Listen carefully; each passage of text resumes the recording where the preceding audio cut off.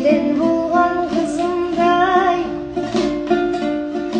көріп көңлім бұзылдай, танымайтын жат елден шайын құйып сызылдай,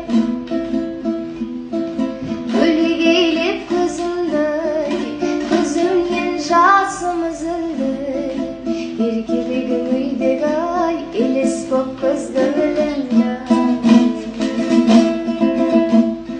қызымыз жүр майысып, кең дастархан жайысып, қол ұзарған құдағи отыр қою шай ішіп. Құдамыз жүр қуанып, шырайланып бұралып, көбейген соң баласы екі боп басып ұралып.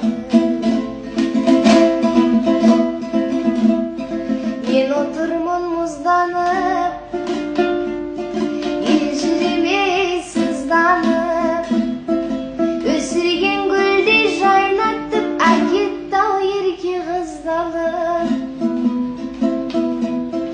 Қызым ағайма